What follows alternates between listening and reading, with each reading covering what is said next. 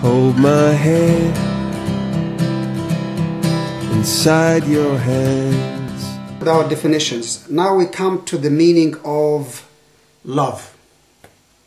Big words, isn't it? All the different types of love are just classification of different categories that we recognize as love. But a definition of love is almost the same as trying to define beauty or trying to define life.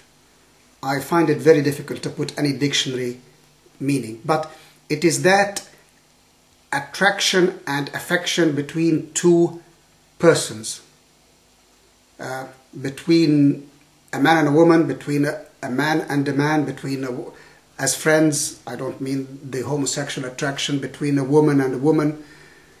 All that, you can call it love, yes. We have classified love into the following. Agape, that is, these are the Greek words for it because they have 7 different words for 7 different loves. But in English we use the love and like, which can be different as well. But all the 7 words fit in the word love, not into the word like. Agape is the unconditional love which wants to give, asking nothing in return. It's the same like God loving us. Even a mother and a father is not exactly agape because you are expecting something back, because we are limited human beings. You are expecting at least the appreciation and the love to be given back. But in case of perfect agape, that's only God to humanity. But we speak of agape between us as human beings in the sense that we are trying to achieve that level of real self-giving and real greatness in our personalities. The second one is Elios. Elios, from which we use the word Kyrie eleison, Lord have mercy. And it is the feeling of, in Arabic we call it rahma, and of the same we have also in the Hebrew language rahamim and chesed.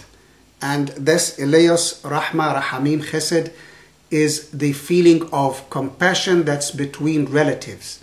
That is why the word raham in Arabic means the womb, and those of the wombs of our family, which means our relatives, our blood and flesh. So Elios is that compassionate, strong feeling between us and one another in a family, that strong bondage. It is different from the agape itself.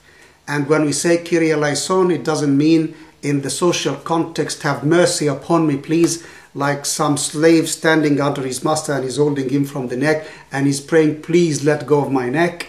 That is not Lord have mercy. Lord have mercy means, Father, give me your hug, give me a kiss, take me in your bosom and give me the warmth of being a child to you and you are a father to me, or a child to you and you are a mother to me. Indeed, in the Old Testament, he's both father and mother to us as human beings. That's Elios. The next one is Philia. That's the friendly relationship of people liking one another and social friendliness that we meet in life. Friendly love. Storge is the compassionate love of mother and father to their children.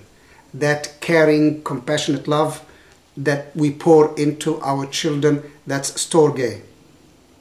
Eros and Epithumia are the 2 love relationships between a man and a woman, that sex engulfs both together. So the first 4 loves, agape, Elios, Philia, Storge, we share them all as human beings together, all of us. But the Eros, which is the romantic love, oh, you are my dear and you're an angel and you are a super being and without you I would really disappear off this earth. That romantic love and romanticism and poetry is beautiful, and it is the basic attraction between a man and a woman. Epithumia is the physical sexual love that attracts them physically together. And some people mix both Epithumia and Eros into one and the same thing as sexual love, the man and woman sexual loving relationship. So this belongs to the husband and wife. For us as Christians, it is not for a man with any person apart from his wife, and not for a wife with any person apart from her husband. So you understand now the different meanings of these words. Next, we speak about virginity, celibacy, and chastity. I hope that the video clip would take all of them. Virginity is the quality that the body still has not practiced a sexual relationship. For a girl, it would mean that the hymen is still intact. However, we all know that girls can have sexual relationships without what we call the non-penetrative sex. So she can still have her hymen, yet she's not a virgin. By mind and by body, she's not a virgin.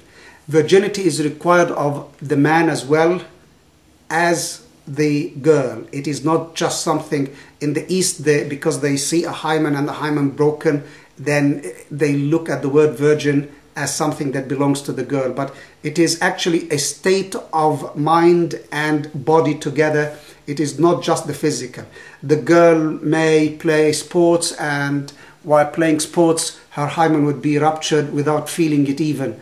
And that is not a sin. She is still a virgin in that sense, although physically, if examined, she is not deemed as a virgin physically, but mental-wise, spiritual-wise, being-wise, she is still a virgin.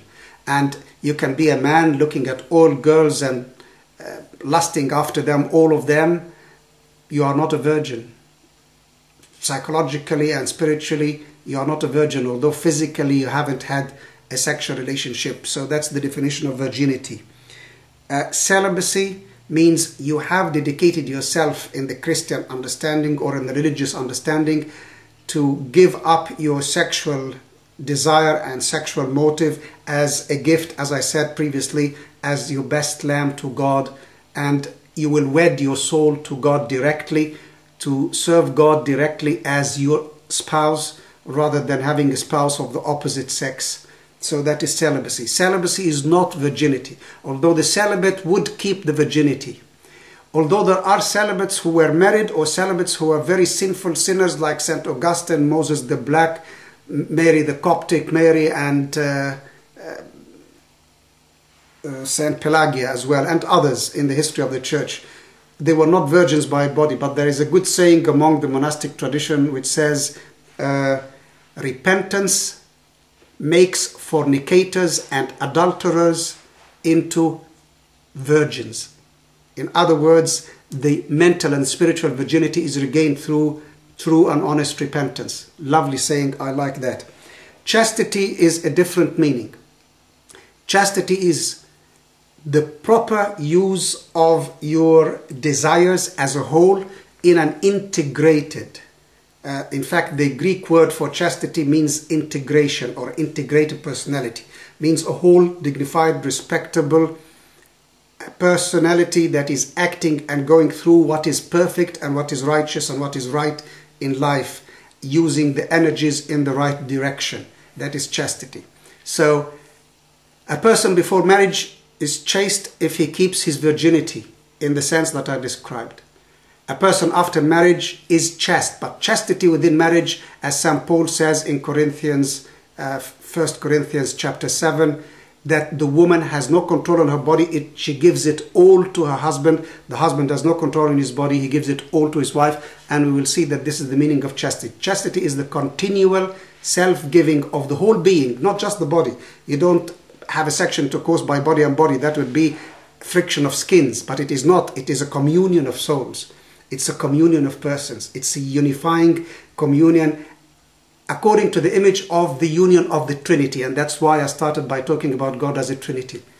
That would be the meaning of chastity in marriage. Chastity in celibacy, understood, will keep virginity going on. But there is a difference between bachelorhood and celibacy. Bachelorhood is not a Christian, not a religious decision that I don't want to marry. I want to be a bachelor or a spinster. That is not celibacy. Celibacy in our understanding is the dedication for God, to serve God, to be, as St. Paul says, as I am. And as St. Paul was, he was not just a celibate. Some people think that he might have been, as a Pharisee, also married before. We don't have anything clear about this, but it has been suggested in some books. But to be as I am means dedicated to the service of God, whether by worship or by actual service. This is the type of Orthodox and different types of Catholic monasticism. I hope the words are clear.